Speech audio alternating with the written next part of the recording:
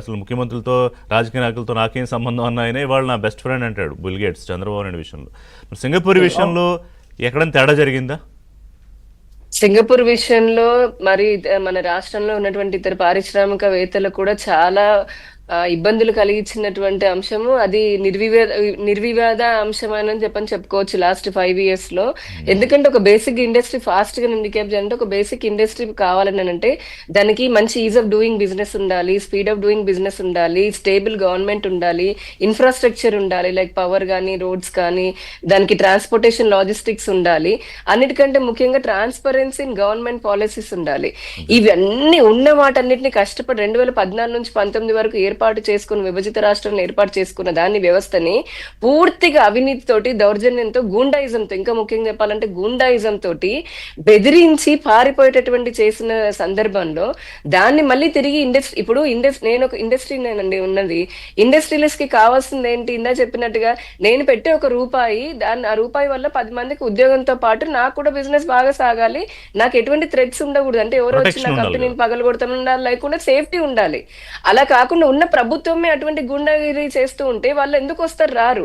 ఇప్పుడు ఒకసారి బ్రాండ్ పడిపోయిన తర్వాత 5 సంవత్సరాలు జగన్మోహన్ రెడ్డిది, ఆ తర్వాత వెంటనే రావాలి అని అంటే మన దేశంలో ఉన్నటువంటి వాళ్ళు రావడానికి కూడా కొద్దిగా ఆలోచించే పరిస్థితి ఉన్నప్పుడు, సింగపూర్ లాంటి వాళ్ళు సీడ్ క్యాపిటల్ దాంట్లో ఉన్నప్పుడు వారిని వేరే దేశము, వేరే ఇండస్ట్రీ వాళ్ళు ఎంతో కష్టపడి వచ్చినటువంటి వాళ్ళని ఈయన భయపెట్టి కేసులు పెడతామని బెదిరించిన క్రమంలో వారు కొద్దిగా వెనకడుగు వేశారు. అయినప్పటికీ కూడా చంద్రబాబు నాయుడు గారు వారికి ఉన్నటువంటి ఇమేజ్ తో అనుకోండి, ఆంధ్రప్రదేశ్ లో ఉన్నటువంటి ఇన్ఫ్రాస్ట్రక్చర్ అనుకోండి, కేంద్రం ఇప్పుడు నేషనల్ హైవేస్. నేను ఇంకొక విషయం మీ ద్వారా రిషి గారు, మీరు ప్రతిసారి తీసుకున్న టాపిక్ నిజంగా నాకు నచ్చుతుంది. ఎందుకంటే దాంట్లో ప్రజలకు కావాల్సినటువంటి వస్తాయి, అదర్ దాన్ రాజకీయ ఆరోపణలు ఎక్కువ కాకుండా నిజంగా పనికొచ్చే అంశాలు చాలా ఎక్కువ ఉంటాయి.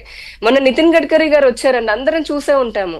ఒక కేంద్ర మంత్రి, ఒక ముఖ్యమంత్రి, వారిద్దరు స్టేజ్ పైన ఉన్నప్పుడు ఏం మాట్లాడుకున్నారు? 18,000 crores కి మేము రోడ్డు కొత్త ప్రపోజల్స్ మేము ప్రపోజ్ చేస్తే రాష్ట్రము, నితిన్ గడ్కరీ గారు అప్పటికప్పుడు స్టేజ్ పైన 1,00,000 కోట్ల ప్రాజెక్ట్స్ మీకు ఇస్తాను అని చెప్పని ఆయన అనౌన్స్ చేశారు ఆంధ్రప్రదేశ్ రాష్ట్రానికి. అంటే దీన్ని బట్టి అర్థం కావట్లేదా ఈ రాష్ట్రంలో ఉన్నటువంటి ఇక్కడ కూటమి కేంద్రం కానీ ఏ విధంగా ఇన్ఫ్రాస్ట్రక్చర్ ని పెంచుతున్నాము అని.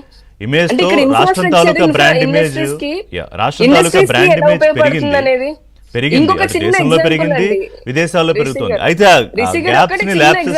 చేసుకుని ముందుకెళ్లాల్సిన అవసరం కనిపిస్తుంది. It is on the leadership అండి రిషి గారు, ఒక్క second 1 minute. It is on the leadership కూడా.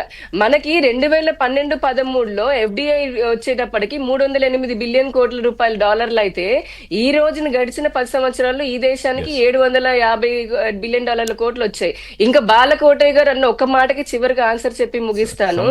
అయ్యా 2000 కాదు, 2011-12లో 27.1% ఉన్న పేదరిక శాతం